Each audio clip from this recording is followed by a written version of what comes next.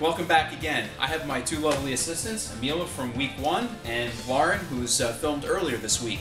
We got such great responses from last week with Senpai Extreme Joe that showed you some interesting workouts. We want to take it one step further and show how you can take your own workouts when you buddy together, how you can make it that much better. Come take a look. The first move that we're going to show you today is a combination push-up squat using your partner.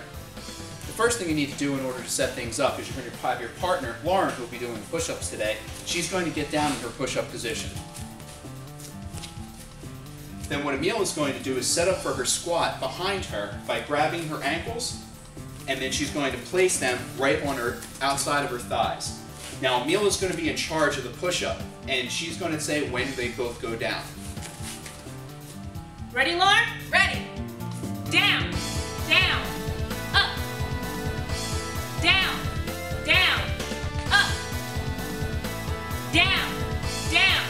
Hold it, up. Now notice as they're doing it, Lauren's keeping her back perfectly straight, so she's working her shoulders that much more. When Amelia holds her up, she's working the top parts of her shoulders. When she goes down, Amelia's working her legs, and right now she's working the plank position, and then she's working in the prone position.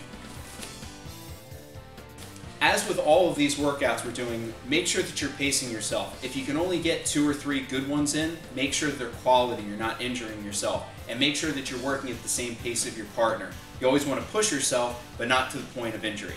The next move that we're going to show you is a modified sit-up or crunch. The way we've set this up is both Amelia and Lauren have their legs crossed right at the ankle, and they have them interlocked. Now each time they come up, they're going to keep their abs engaged, their heads off the ground, and as they come up, they're going to make sure that they keep their chin tucked and point their nose to the ceiling, just like this. And when they do it in unison, this way they make sure they're pushing each other to get the most out of every single repetition.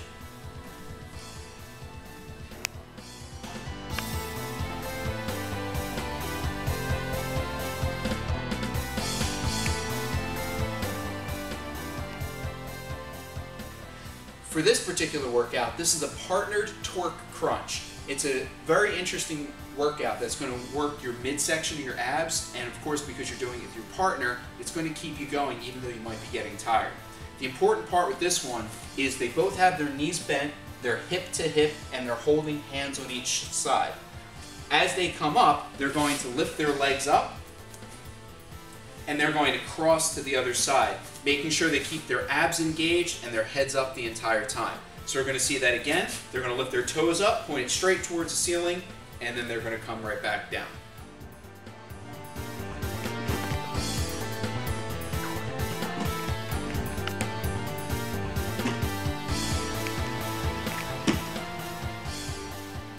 One of the hardest areas of the abs to work is the lower abs. One of the best workouts that you can do is the leg lift. Simply just sit down, hands on the ground in order to stabilize yourself, point your toes without ever letting it touch the ground, keep your head up, lift up, and then down. Up, and then down. Of course, as in all these workouts, that can get a little boring and non-motivating. Let's show you a way that you can do it with your partner to get the best workout and have a little fun doing it. Here's the modified partnered version. As you can see, Lauren is standing just about at the rib cage of Amelia. Amelia is holding on to Lauren's legs for support, and we're going to begin by having Amelia lift her legs up, and Lauren's going to hold her.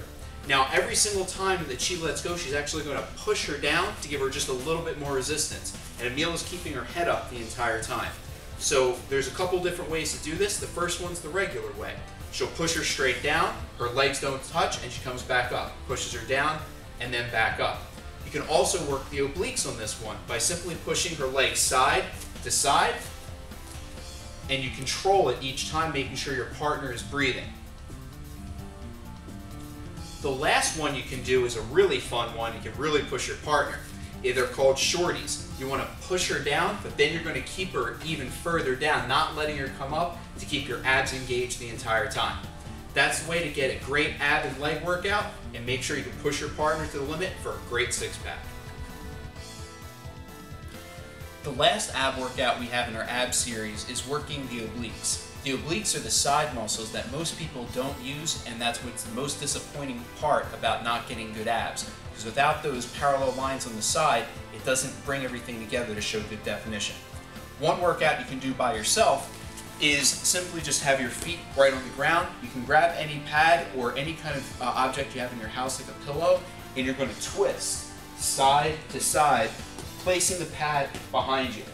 A little bit more advanced motion is you can actually lift your legs and then go side to side.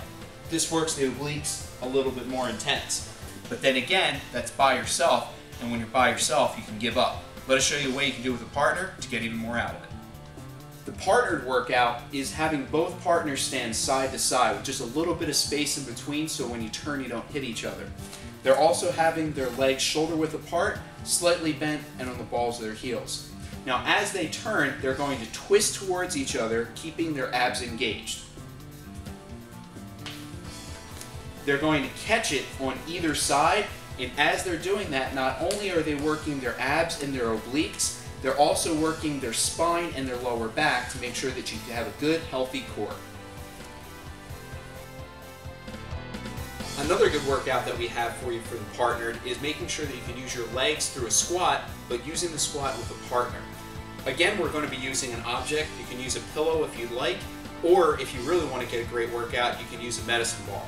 Today we're going to use a pad, and what we're going to do is as both partners squat down, they're then going to throw the pad, and until the other pad and the partner comes up, they both have to stay in that squatted position to make sure they're working their quads as best they can.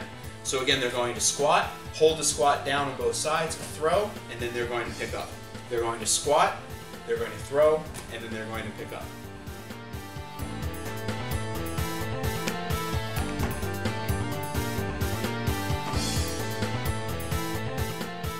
We mentioned earlier today about how you can do the regular push-up and then you can modify it with a partner. Here's an isolated push-up. What both members are doing right now is they're just holding the up position called a plank. What they're both going to do is they're going to go down in the push-up position together, and then when they come back up, they're going to slap opposite hands and then go back down, and then back up and slap opposite hands again. What that enables them to do is they're holding a plank, a one-arm plank, and alternating while doing push-ups to make sure they get the most out of every single set.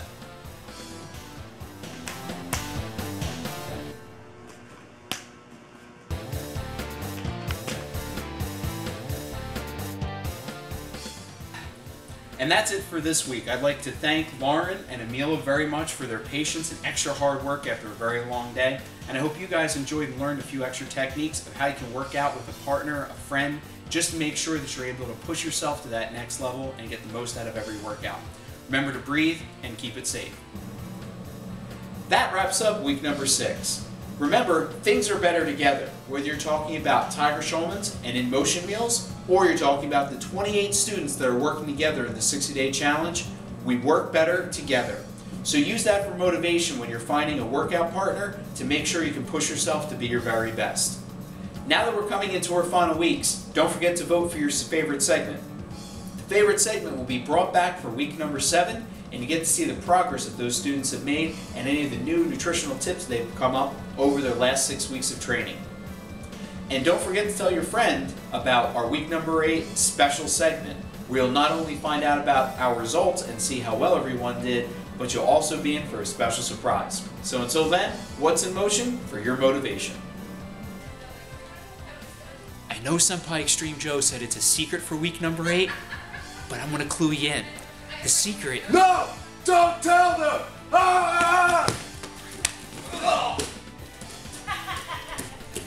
You have to wait till week 8. Now you know why they call them extreme!